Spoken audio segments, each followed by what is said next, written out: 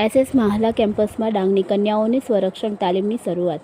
તારીખ 18/12/2023ના રોજ કેમ્પસ ખાતે થયેલ શારીરિક છેડતી વિરુદ્ધ મહિલા જાગૃતિ કાર્યક્રમને ધ્યાનમાં લઈ એસએસ માહલા કોલેજના સંચાલક શ્રી શ્યામભાઈ માહલા અને કેમ્પસ ડાયરેક્ટર શ્રીમતી નિર્મલાબેનની ઈચ્છાને ધ્યાને લઈ કોલેજના આચાર્ય શ્રી પરેશભાઈ સાણવીએ તારીખ 8/1/2024ના રોજ ડાંગ જિલ્લાના સુપ્રિન્ટેન્ડન્ટ ઓફ પોલીસ સાહેબને કેમ્પસમાં આવેલ વિવિધ કોલેજ અંતર્ગત ચાલતા BRS, B voc, IT, BSc, nursing, ANM, GNM જેવા વિવિધ કાર્યક્રમોમાં અભ્યાસ કરતી કન્યાઓને સ્વરક્ષણની તાલીમ આપવા માટેની રજૂઆત કરી હતી, જેને ધ્યાને લઈ એસપી સાહેબ દ્વારા વિશેષ રસ દાખવી જરૂરી વહીવટી પ્રક્રિયાઓ કર્યા બાદ નિમાયેલ તાલીમ આપનાર સંસ્થા તરીકે self defence academy charitable trust જામલાપાડાના ધનરાજભાઈ ગાવિત દ્વારા સંપર્ક કરી આજરોજ સાંજે 5 વાગ્યેથી તાલીમ આપવાની પરવાનગી મેળવી હતી.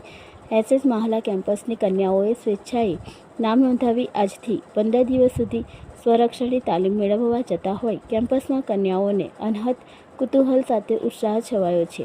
હવે મહિલાઓને છેડતી કરતા પહેલાં 100 વખત વિચારવું પડશે. હવે અભ્યાસ દરમિયાન તાલીમ લઈ પોતાનું સંરક્ષણ કરી શકશે. કેમ્પસ સંચાલક શ્યામ એસ માહલા